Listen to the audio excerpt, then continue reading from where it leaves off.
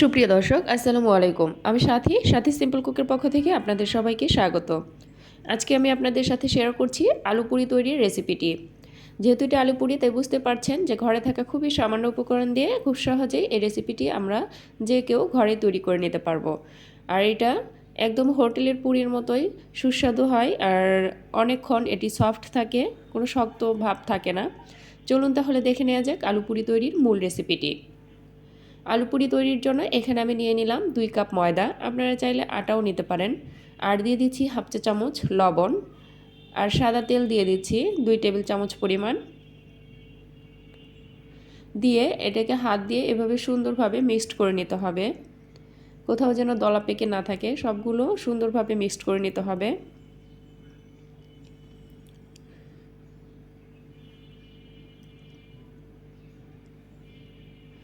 Mixed করে নেওয়া হয়ে গেলে আমি এতে অ্যাড করে দেব নর্মাল পানি। আমি এখানে 1 কাপ পরিমাণ পানি নিয়েছি, 1 কাপ থেকে হালকা একটু বেঁচে যাবে, আমি সেটা রেখে দিব। আপনারা পরিমাণ বুঝে দিয়ে দিবেন। পানিটা আস্তে আস্তে অ্যাড করবেন, তাহলে একদম সুন্দর একটা ডো তৈরি হবে। আমরা পরোটার ডোটা যেভাবে তৈরি করি ঠিক সেভাবেই একটা ডো তৈরি করে নিতে হবে।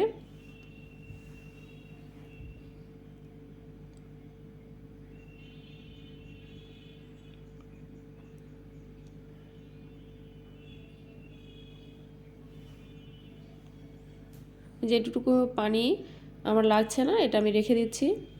ডোটা তৈরি হয়ে গেছে, এখন এর উপরে আমি তেল মেখে রেস্টে রেখে দিচ্ছি। এই ফাঁকে আমি তৈরি করে নিচ্ছি আলুর পুরটা। এর জন্য একটি প্যানে আমি 1 টেবিল চামচ পরিমাণ তেল দিয়ে দিলাম, আর দিয়ে দিচ্ছি মিডিয়াম সাইজের 2টি পেঁয়াজ কুচি।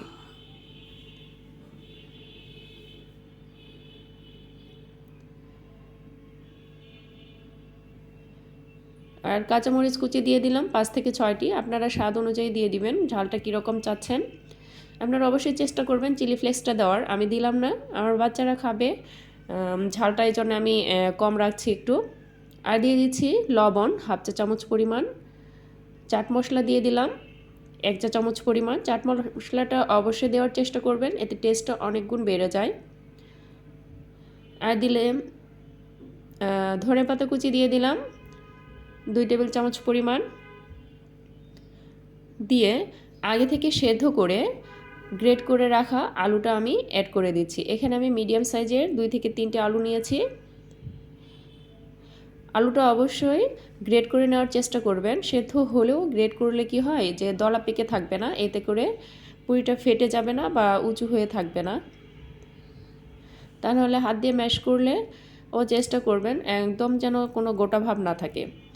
এ ফাঁকে এই যে দেখেন আমার ময়দার ডোটাও সুন্দরভাবে হয়ে গেছে, একদম সফট হয়ে গেছে। এটাকে আরও কিছুক্ষণ একটু হাত দিয়ে মথে নিচ্ছি, নিয়ে এটা থেকে আমি লেচি কেটে নিব। আপনারা কীরকম সাইজ চাচ্ছেন সেটার উপর ডিপেন্ড করে লেচি কেটে নেবেন, কতটা ছোট বা বড়। আমি এখানে 6 থেকে 7টি লেচি কেটে নিলাম, নিয়ে এটাকে সুন্দরভাবে মুথে একটা গোল শেপ করে নিলাম। নিয়ে বেলুন দিয়ে বেলে নিতে পারেন, তা না হলে আবার হাত দিয়েও আপনারা এটা বাড়িয়ে নিতে পারেন। আমি দুটোই দেখাচ্ছি।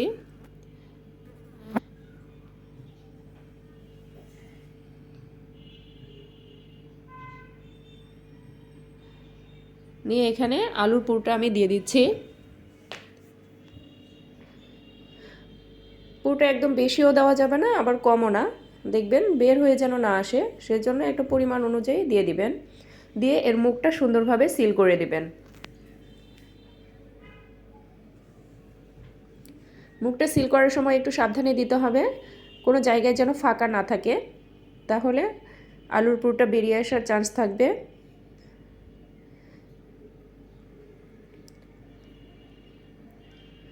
এই যে আমি একটা হাত দিয়ে করে দেখাচ্ছি, এরকম হাত দিয়ে টেনে টেনেও করা যায়, আপনারা যেটা সুবিধা হয় সেটাই করবেন।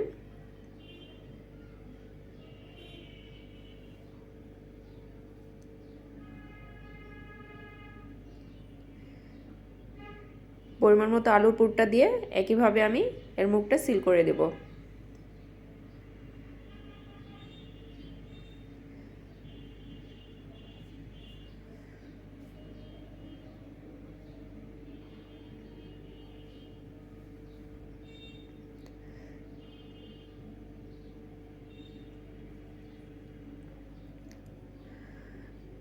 এরকম করে আমি সবগুলো লেচির ভেতর আলুর পুর দিয়ে ভরে নিয়েছি।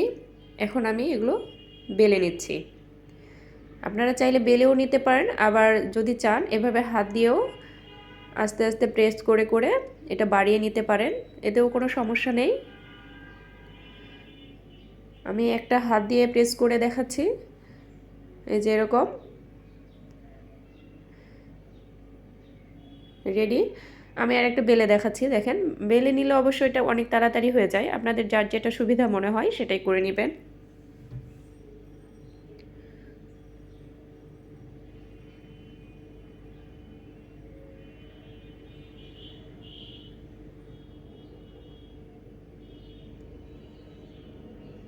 তবে অবশ্যই আস্তে আস্তে প্রেস করবেন, তা না হলে আলুর পুরটা আবার বেরিয়ে আসবে। এই যে এরকম আমার সবগুলো পুরির রেডি করা শেষ। আর এভাবে অবশ্যই ছড়িয়ে রাখবেন, তা না হলে একটার সাথে আরেকটা লেগে যাবে। আর চুলায় আমি আগে থেকে একটি প্যান ভালোভাবে গরম করে, প্যান গরম হয়ে আসলে তারপর আমি এতে তেল দিয়েছি, সেই তেলটা গরম হলে পুরি দিয়ে দিলাম। তেলটা অবশ্যই ভালোভাবে গরম করে নেবেন, তাহলে দেখবেন যে এক পাশ এমনি এভাবে ফুলে উঠবে, তারপর অপর পাশটা উল্টিয়ে দেবেন। এভাবে দুই পাশটা সুন্দরভাবে ফ্রাই করে একদম তুলে নেবেন। আপনারা আপনাদের পছন্দ মতো কালার নিয়ে তুলে নিতে পারেন।